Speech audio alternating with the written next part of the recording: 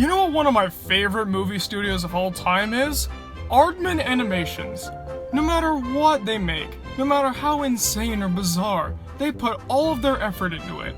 It's clear that every single film that they make, or even any project they make, is filled to the brim with creativity, imagination, and effort.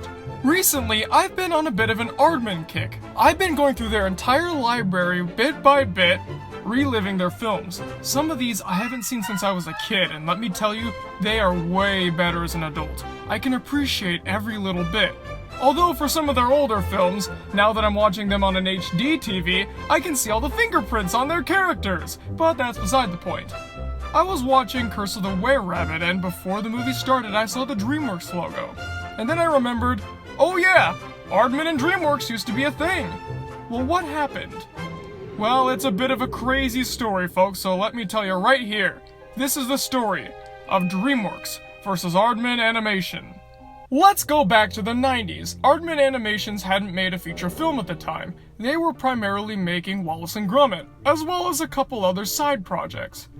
But they decided to finally put everything in the foreground and make their first feature film. Not Chicken Run like a lot of people believe, but The Tortoise and the Hare, based off of the fable of the same name.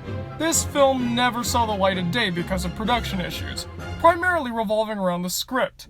Personally, I think that it's a good thing that this wasn't their first film because we all kind of know how the story goes anyways, right? When Aardman told the world that they were going to start making feature-length animated pictures, tons of studios were bidding to team up with them. Why? Well, because they were a brand new animation studio that was showing a lot of promise. Who wouldn't want to partner with them and make all that sweet money? They were very, very popular in their home country after all. Time to capitalize on it. And speaking of capitalizing on successful things, here comes Dreamworks. They ended up winning the bidding war and got to be full-time partners with Aardman Animations for about 5 films in their contract. In other words, Aardman would make 5 animated pictures for Dreamworks, and then they would see if this partnership is worth carrying on. Some people speculated that this would be a Disney-Pixar thing, where they'd be partners for a long time, and then who knows, maybe Dreamworks would buy them and they'd become the big rival to Pixar. Although, I don't really know if Pixar and Aardman are very comparable, given the fact that they make very different films, not even just animation-wise. Luckily, their partnership wasn't phased when Tortoise and the Hare was shut down. Instead, they focused on this other film they've been kicking around, Chicken Run. We all know the story of Chicken Run, don't we? There's this farm that's gonna turn all their chickens into pies, but the chickens don't want to be pies because that means they're gonna get killed. So this one rooster that claims he can fly tries to teach them all how to fly so they can escape and not become food. While I personally don't see this as one of Aardman's #1 projects, I do find it extremely enjoyable. The lovable characters, the simple yet endearing premise, the great writing, and of course the animation. Production on Chicken Run went really smoothly, with Dreamworks hardly ever interfering at all. They had a lot of faith in the premise, and, you know, I can kind of see why. This sounds like a Dreamworks premise. These are the people that made Shark Tale and Shrek. Doesn't a story about chickens trying to learn how to fly in order to escape being dinner sound right up their alley? Personally, I'd say yes. And wouldn't you know it, it paid off. To this very day, Chicken Run is the #1 most successful stop-motion animated picture of all time. Really, it surpassed things like The Nightmare Before Christmas and Coraline. And it was a big hit with the critics. They adored it. There's even a sequel in the works, Chicken Run 2. I don't know how that's gonna work considering the fact that the story had a pretty closed ending. Oh well, maybe it'll be good, but that's for a later date to find out. The point is, Chicken Run's success made Dreamworks very happy. Not only that, but it made them even closer to Aardman. Clearly, this was a very lucrative deal that was never, ever gonna backfire, right? If the deal was never gonna backfire, why did I title the video the way I did? Next, we got Wallace and Gromit, The Curse of the Were-Rabbit. Now this is definitely one of their best. I'm already a huge Wallace and Gromit fan. They're so charming and endearing. You can pretty much put the duo in anything and it'll be enjoyable. It's something about their dynamic or the voice that Wallace has, even if they do have a new voice actor now. Wallace and Gromit was Aardman's flagship franchise, and you know what? It still is. Naturally, it makes sense to finally, after all these years, give them an actual movie. Wallace and Gromit Curse of the Were-Rabbit was their very first and to date only film, if you don't count Shaun the Sheep. This one had a lot of production issues because Dreamworks was very happy with the success of Chicken Run, so they wanted to make sure that it would be as big, if not bigger, of a success. How did they do this? Our good friend, executive meddling. In order to ensure that Curse of the Were-Rabbit was as successful as it could possibly be, they decided to take a page out of the book of everyone's favorite company, 4Kids Entertainment. How? By taking away all of its local national charm. The Dreamworks executives who were overseeing the production of this film called it too British and were trying to make it more acceptable to not American audiences, but American children. Basically, they were saying, hey, this thing has too much sophisticated humor and treats its audience like intelligent people. We can't have that. We Americans are stupid. We need to have more dumb jokes that the little kids will enjoy. Now, while watching Curse of the Were-Rabbit, I didn't really see all too much of this. All I can really think of is that some of the more suggestive jokes were removed, and we got more scenes with the rabbits like Hutch. To be fair, the final product that we got is very well done, and I wouldn't change a thing. Still, I kinda wanna see the Zack Snyder cut of Curse of the Were-Rabbit, so to speak. How would this film have turned out if it wasn't for all this interference? Luckily, the guys at Aardman were not gonna take this. They were fighting Dreamworks every which way.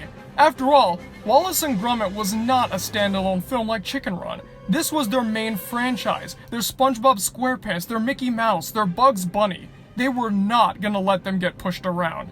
They had to make sure that everything was intact. In the end, they got to a compromise that satisfied most people, and Aardman still seems proud of it to this very day. But maybe it's because of the nightmarish production cycle of this film that we haven't gotten another Wallace and Gromit movie to date. Shaun the Sheep does not count. And if you think that's bad, when the film was released, the fallout was disastrous. Wallace and Gromit Curse of the Were-Rabbit was a very big success. It made back way more than its budget, and a lot of critics absolutely adored it. Plus, it helped Wallace and Gromit get even more popular over here in the States. Now, they weren't just a UK thing. A lot of people were in love with Wallace and Gromit over here now, more so than usual. So obviously, Dreamworks would see this as a big failure. Why? Because it didn't make as much money as the Shrek films. Yeah, they're used to getting about $1 billion a film with Shrek, so obviously Curse of the Were-Rabbit had to make at least $500 million to be successful. You're joking, right? Just because a film isn't a colossal blockbuster does not mean it's a failure. And don't even try to tell me that advertising factored into this. It was a big success, all things considered. Even the people at Aardman were quick to point out that this definitely turned a profit and helped further the brand. For some reason, they didn't terminate their partnership right then and there. Personally, I would have. If they would have treated my intellectual property like this, I would have been out the door. Still, they decided to give him another chance with Flushed Away. Personally, I, along with many people, consider Flushed Away Aardman's weakest film. It's not bad, it's just not great. The writing is weak, the characters are kind of one note, except for the villains. The villains are great. And while I do like the animation, even if it isn't computer generation, after all, it is a lot harder to make water in stop motion than it is in computer generated imagery. Anyways, the animation is not enough to make up for what's, in all honesty, a pretty lackluster script. I can't find any proof of this, but I can definitely see the executive meddling in here. Those slugs, they're basically the minions of the early 2000s. All they do is do random things, squeak, scream, and shriek, and that's it!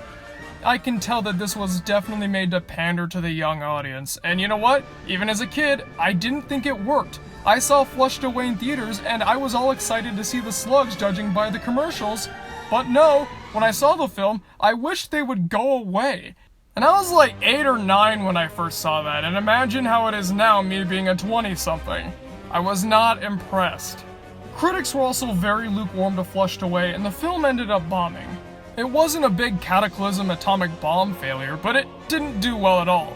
So, Dreamworks was unhappy yet again, and Aardman was tired of dealing with Dreamworks' executive meddling, so they decided to cut ties and break up. But even then, that's not the end of the story. They were working on a caveman film, what would eventually become Early Man. However, Dreamworks decided, hey, you know, they left all these assets here and all these story ideas, let's turn that into The Croods! Yes, The Croods was supposed to be Early Man. They took all of what they've worked on and then slapped their own thing on it. I guess this is kind of another Bug's Life Ant situation, but this happens to Dreamworks too many times. My eyebrows are starting to get raised at this. Now the big question, is Aardman better off now that they're no longer with Dreamworks? Yes and no. While yes, they no longer have to deal with all those pushy executives trying to meddle with their affairs, their films haven't done very well since.